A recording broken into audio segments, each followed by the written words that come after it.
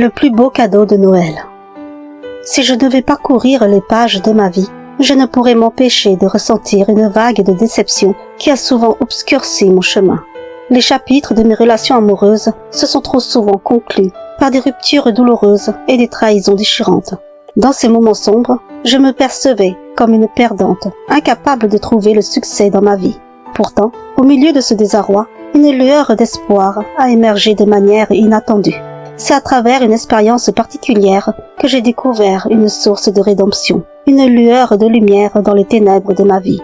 Cette histoire ne concerne pas seulement mes propres déceptions, mais aussi la façon dont j'ai pu être le catalyseur du plus beau cadeau de Noël pour d'autres personnes. La gratitude chaleureuse de ces personnes envers moi est devenue le pilier sur lequel j'ai reconstruit ma confiance en moi. Je vais vous emmener à travers cette histoire, vous dévoilant comment l'aide que j'ai apportée à une personne a finalement été la plus grande réussite de ma vie, devenant ainsi un tournant majeur dans ma quête de rédemption personnelle. Je m'appelle Lucie. Durant mes années lycée, j'étais une fille populaire, toujours entourée d'admirateurs, préférant les sorties et les moments de plaisir aux études. À l'âge de 18 ans, j'ai croisé le chemin d'un homme de 27 ans et me suis éperdument éprise de lui. Malgré mon jeune âge, j'ai accepté sa demande en mariage, bravant l'opposition de mes parents. Contre vent et marée, nous avons commencé notre vie ensemble. Cependant, pendant 5 ans, il a refusé d'envisager la paternité, dissimulant de nombreuses liaisons secrètes avec d'autres femmes. La découverte de ces infidélités a finalement scellé notre destin, me poussant à demander le divorce. Par la suite, d'autres hommes ont croisé ma route, mais aucune relation n'a perduré. Puis, vers l'âge de 30 ans, j'ai rencontré mon deuxième mari. J'ai cru avoir enfin trouvé mon âme sœur. Et nous avons décidé de bâtir notre vie à Paris, où il avait trouvé un emploi. Malgré l'épanouissement de notre vie de couple, la conception d'un enfant nous échappait après 6 années de mariage. Les examens médicaux ne révélaient rien d'anormal de mon côté. Un soir, mon mari m'a annoncé son intention de me quitter pour une autre femme, avec qui il entretenait une liaison depuis un certain temps. Approchant la quarantaine, il désirait ardemment fonder une famille, un rêve que je ne pouvais concrétiser. Ce deuxième divorce a été douloureux, ajoutant une nouvelle couche de déception à ma vie déjà jonchée d'obstacles.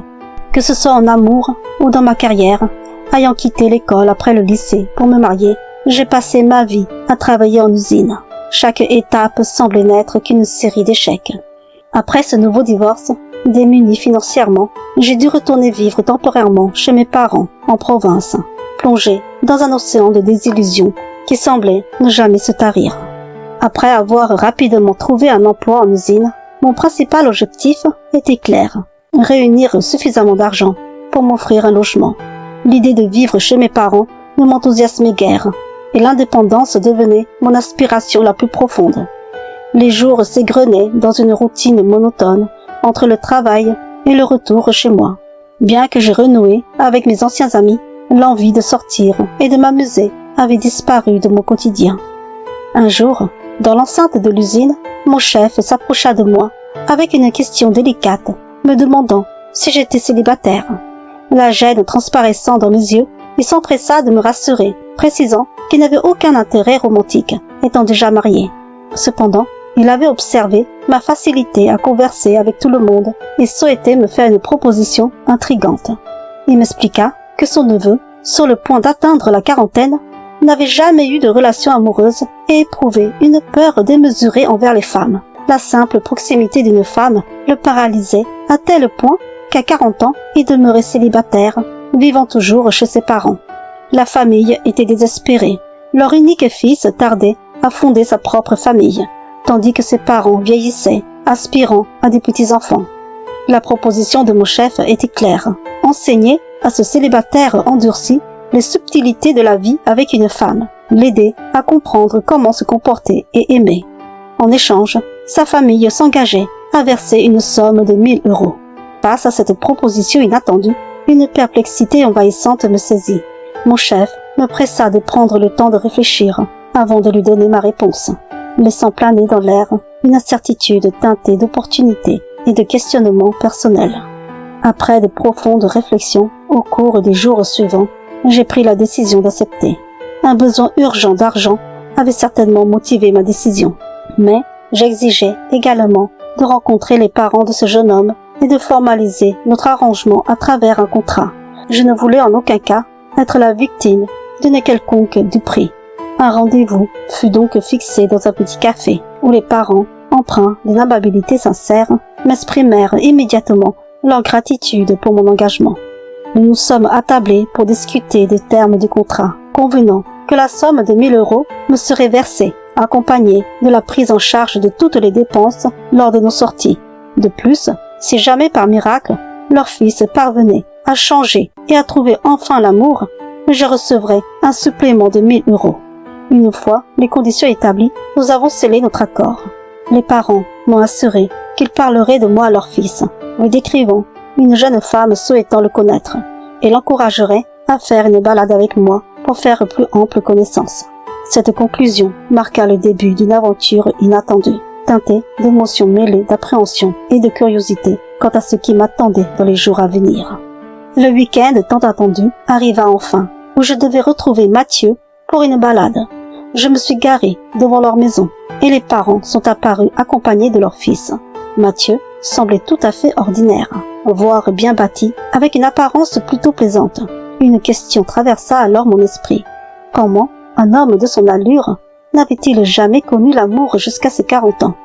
Les parents de Mathieu vinrent à ma rencontre, tandis que Mathieu, debout devant l'entrée, hésitait à s'approcher. La mère me fit part de l'immaturité persistante de son fils malgré son âge, comptant sur moi pour gagner sa confiance et l'aider. Ils encouragèrent Mathieu à s'approcher pour me saluer, et je lui annonçai que nous allions manger ensemble pour mieux nous connaître. Mathieu, sans un mot, s'installa à l'arrière de la voiture. Je lui proposai alors de s'asseoir à mes côtés devant, mais il ne sembla pas enclin à le faire. Le moteur démarra et nous prîmes la route vers un petit restaurant. Pendant le trajet, Mathieu jouait avec ses pouces, son regard fuyant, scrutant le paysage. Osant briser le silence, je lui demandai s'il avait peur de moi, lui assurant « Tu sais, Mathieu, je ne vais pas te faire de mal ?» D'une voix hésitante, il avoua « Oui, je sais, mais je me sens pas à l'aise à côté d'une femme. Quand je me sentirai prêt, je m'assirai devant. » Puis, gêné, il resta de nouveau silencieux, les pouces tournant inlassablement. Je lui demandai alors son âge, et timidement, il répondit « J'ai 39 ans. » Je lui dis alors « Tu sais, j'ai presque ton âge. Tes parents et ton oncle m'ont demandé de te faire sortir un peu. Que penses-tu d'avoir des amies filles ?» Sa réponse fut hésitante. Eh bien, je n'ai jamais eu d'amis filles. J'ai seulement 2 amis garçons dans ma vie. » Je lui fis part de mon étonnement en lui disant « Ah bon? C'est donc la première fois que tu te retrouves seule avec une fille? Tu sais, il ne faut pas avoir peur de moi. J'ai plein d'amis filles et garçons. » Soudain, il me posa une question étonnante. « On m'a dit que tu étais intéressée par moi. Est-ce que c'est vrai? » Surprise, je répondis avec amusement. « Oui, c'est vrai, je t'aime bien, mais juste en tant qu'ami, pas comme tu le crois. » Rassuré, il me confia. « Tu sais, je n'ai aucune amie fille, car je ne sais pas comment leur parler. Mes parents m'ont dit que certaines filles sont très méchantes. J'ai regardé beaucoup de séries et j'ai remarqué que les filles s'énervent très vite. C'est pourquoi j'ai peur de les vexer et qu'elles me crient dessus. C'est pour ça que je n'ai pas d'amis filles. Mais je pense que tu es différente. Tu as l'air gentille. » Un rire spontané s'échappa de moi face à sa naïveté. Intrigué, il me demanda pourquoi je riais. Je lui assurai que ce n'était rien et lui demandai ce qui lui faisait le plus peur chez une fille. Il avoua. « Je sais pas trop. J'ai juste très peur des filles. » Je le rassurai alors qu'avec moi, il n'avait rien à craindre. Un mélange d'amusement et de compréhension émotionnelle se dessinait sur nos visages. Une fois dans ce petit restaurant, après avoir passé notre commande, Mathieu me tendit des billets en hésitant. « Lucie, mes parents m'ont dit de te donner cet argent pour payer le restaurant. » En examinant les billets, je constatai qu'il y en avait au moins 300 €. Je lui répondis alors « Garde-le avec toi. Tu es l'homme, c'est toi qui devras les payer. » Mathieu me confia alors avec une certaine appréhension. « Mais mes parents m'ont dit de te les donner, car je ne saurais pas les payer. » Je tentai de le rassurer en lui disant « Tu n'as pas l'air idiot, je suis sûre que tu y arriveras. Mathieu rangea alors les billets dans sa poche. Après le repas, l'addition nous fut remise, et je demandai à Mathieu d'aller payer. Il me révéla alors, avec une sincérité touchante. « Lucie, j'ai trop peur. Comment dois-je faire? C'est la première fois pour moi. » Je lui expliquai alors de prendre l'addition avec lui et d'aller payer au comptoir. Mathieu tremblait de tout son être en se dirigeant vers le comptoir. En sortant du restaurant, il m'agrippa par le bras, une surprise dans le geste. Puis, il me dit « Lucie, je te remercie. C'est la première fois que quelqu'un me pousse à faire quelque chose que je n'avais jamais fait. Ma famille m'a toujours dit que j'étais incapable de me débrouiller. Alors je pensais vraiment que j'étais idiot. Mais maintenant, je me rends compte que je peux y arriver. Merci à toi. Je crois que je n'ai plus peur de toi. J'arrive à te toucher maintenant. » Installé dans la voiture, ma surprise fut grande de le voir venir s'asseoir devant, à mes côtés. Sur le chemin de retour, il était beaucoup plus à l'aise et engagé dans la conversation. Ensuite, je le déposai devant chez lui avant de rentrer chez moi. De retour chez moi, une pensée persistante m'envahissait. Mathieu aurait-il vécu une expérience traumatisante avec une fille pour éprouver une telle peur envers elle? Cette interrogation imprégnait l'atmosphère de la soirée, laissant planer une ambiance empreinte de curiosité et d'empathie. Le lendemain matin, mon téléphone sonna, et c'était mon chef, l'oncle de Mathieu. D'un ton chaleureux, il partagea. « Mathieu nous a confié qu'il t'apprécie beaucoup, qu'il te trouve gentille, et qu'il n'a aucune peur de toi. C'est pourquoi nous aimerions que tu lui apprennes davantage sur les femmes, que tu ailles plus loin avec lui. Ne t'inquiète pas, nous ne te demandons pas de dormir avec lui, mais plutôt de lui montrer comment se comporter avec une femme, ce qu'il doit dire et ne pas dire. Nous désirons sincèrement qu'il trouve une compagne, car il est le seul garçon de la famille, et nous ne voulons pas voir notre lignée s'éteindre. » Intrigué, je demandai, « Êtes-vous certain qu'il n'a pas de trouble mental ou quelque chose du genre? J'ai peur de ses réactions, qui puissent me faire du mal. » L'oncle, voulant me rassurer, répondit, « Notre Mathieu n'a pas ce genre de maladie. Il est simplement un peu lent. Ne t'inquiète pas, tu seras en sécurité. » Malgré cette assurance, un mélange d'appréhension et de responsabilité naissait en moi, acceptant ainsi une nouvelle mission qui semblait être bien plus complexe et délicate que je ne l'avais imaginé. Au fil des jours, j'ai continué à entretenir un lien avec Mathieu, cherchant à gagner sa confiance. Nous avons partagé plusieurs repas et il commençait à me considérer comme une amie, une confidente.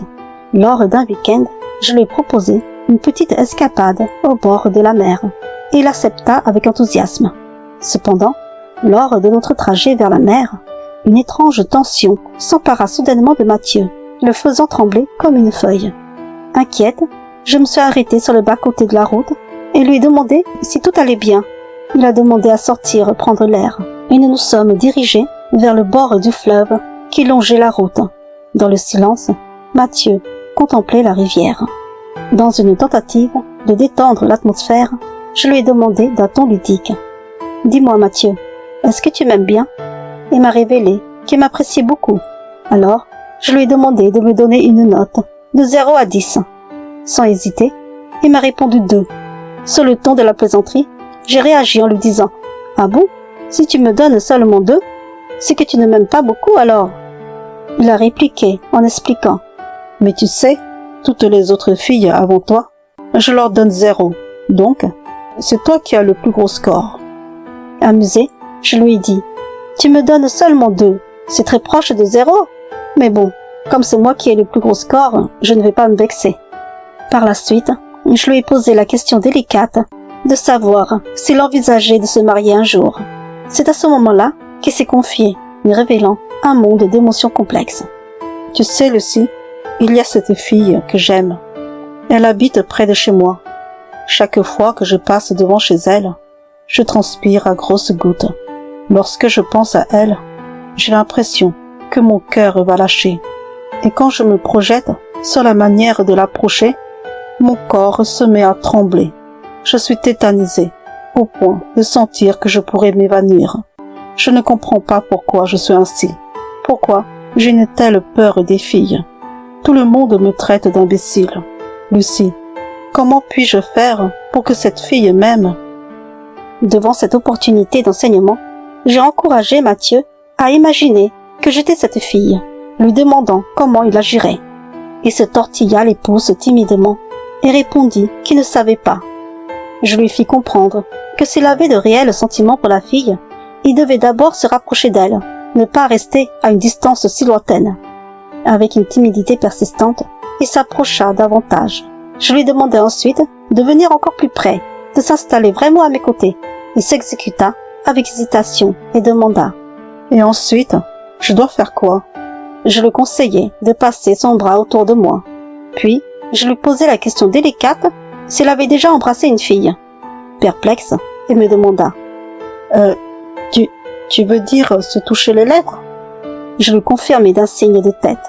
Il avoua alors « J'ai déjà vu à la télé, mais je ne sais pas comment faire. » Je lui expliquai qu'il devait apprendre, et je lui demandai de m'embrasser.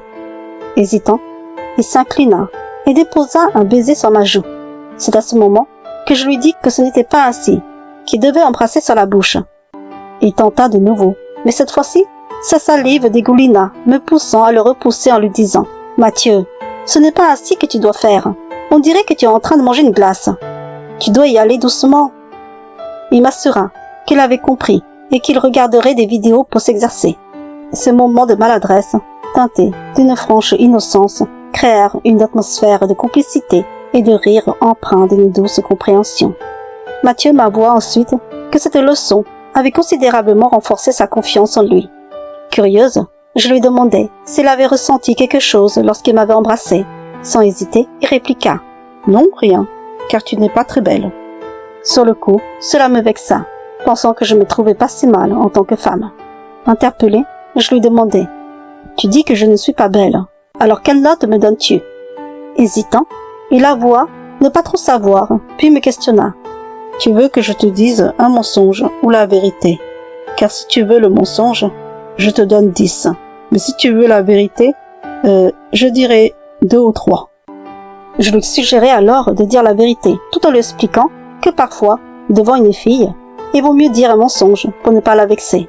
Devant son manque d'expérience, un éclat de rire m'échappa. Je continuai à lui prodiguer des leçons sur la manière de se comporter avec une fille. À un moment donné, Mathieu me surprit en demandant « Lucie, et quand on veut coucher avec une fille, on doit faire comment ?» Amusé, je lui renvoyai la question. « Selon toi, que devrais-tu faire ?» Il répliqua alors « Est-ce que je dois lui caresser les fesses ?» Je lui expliquai qu'il pouvait la caresser n'importe où, du moment qu'elle était d'accord. Puis, avec une pointe d'ironie, ajoutait « Je ne vais pas t'apprendre davantage, car à tes yeux, je ne suis pas belle et en plus, je ne suis pas ta petite amie. Ainsi, je ne peux pas aller plus loin avec toi, car cela ne servirait à rien. » Il me remercia pour cette leçon et promit d'essayer d'approcher la fille qu'il aimait. Je lui rappelai alors « Par contre, souviens-toi bien de ne pas la toucher si elle ne t'aime pas, sinon tu auras des problèmes. » Il m'assura qu'il avait compris. Cet échange entre rire, taquinerie et conseils bienveillants reflétait une exploration maladroite de l'inexpérience amoureuse, où les émotions oscillent entre la légèreté et la sincérité. Lorsque je l'ai reconduit chez lui, son visage rayonnait de bonheur, arborant un sourire éclatant. Intrigué, je lui ai demandé pourquoi il semblait si heureux. Avec enthousiasme, il m'a confié que cette journée lui avait apporté une multitude d'apprentissages et il se sentait reconnaissant envers moi. Les jours suivants, plongé dans mes propres occupations, je négligeais de prendre des nouvelles de Mathieu. Ce n'est que la semaine suivante, lors de nos rencontres fortuites avec mon chef, l'oncle de Mathieu au travail, qui m'a annoncé, le visage illuminé par un sourire. « Lucie, je te suis vraiment reconnaissant. Depuis qu'il passe du temps avec toi, Mathieu a gagné en assurance. Il a rassemblé son courage et a abordé la fille qu'il aime. En réalité, cette fille avait des sentiments secrets pour lui depuis longtemps. Si tu savais, il va la voir tous les jours. Parfois, je les croise dehors, main dans la main. » Un soir, nous lui avons demandé comment il avait réussi à conquérir cette fille et pourquoi il n'avait plus peur. Il nous a révélé que c'était grâce à toi. C'est toi qui lui as tout appris, que tu lui as expliqué que s'il aimait une fille, il devait savoir embrasser et la caresser. Il nous a raconté qu'après avoir fait connaissance avec elle, il l'avait embrassée et avait commencé à caresser ses fesses. Et comme elle ne disait rien, Il a continué à explorer chaque recoin de son corps. C'est ainsi qu'ils ont commencé à sortir ensemble. Si tu savais, toute la famille éclatait de rire à l'écoute de son récit. Ses parents sont vraiment ravis. Tout cela grâce à toi. Tu as parfaitement rempli le contrat. Je te remercie. Ses parents m'ont demandé de te faire savoir que tu es la bienvenue chez eux pour que tu puisses recevoir les 1 000 € restants. J'ai répondu à mon chef que je préférais qu'il me les remette au travail, étant donné que ma mission avec Mathieu était désormais terminée. Au moment où mon chef m'a remis les 1 000 €, je lui ai fait part de ma demande de discrétion sur cette affaire, craignant que les gens puissent mal interpréter la relation entre Mathieu et moi. Il m'a assuré que la famille maintiendrait le secret. Quelque temps après, j'ai décidé de quitter mon emploi pour rejoindre une autre usine. Par la suite, j'ai trouvé un petit appartement à proximité de mon nouveau lieu de travail. Aujourd'hui, en ce jour de Noël, une carte de vœux spéciale a fait battre mon cœur. Mon ancien chef, l'oncle de Mathieu, m'informait que ce dernier venait de se marier avec sa petite amie. Les mots inscrits sur la carte résonnaient dans mon esprit. Lucie, notre Mathieu s'est enfin marié. Tu nous as offert le plus beau cadeau de Noël. Nous ne pourrons jamais assez te remercier. Nous espérons désormais avoir beaucoup de petits-enfants. Merci à toi et passe de bonnes fêtes de fin d'année. La carte était accompagnée d'une photo émouvante de Mathieu et de sa femme. J'ai longtemps porté le poids de mes déceptions, me considérant comme une personne incapable de réussir dans la vie. Cependant, cette carte constituait la preuve tangible que je pouvais influer positivement sur la vie des autres. Pour la première fois, une fierté intense s'est emparée de moi. Cette simple carte a insufflé une nouvelle confiance en moi, une croyance renouvelée en un avenir empreint de réussite. Ainsi, cette histoire s'est conclue sur une note chaleureuse, m'offrant l'opportunité de croire en mes propres capacités.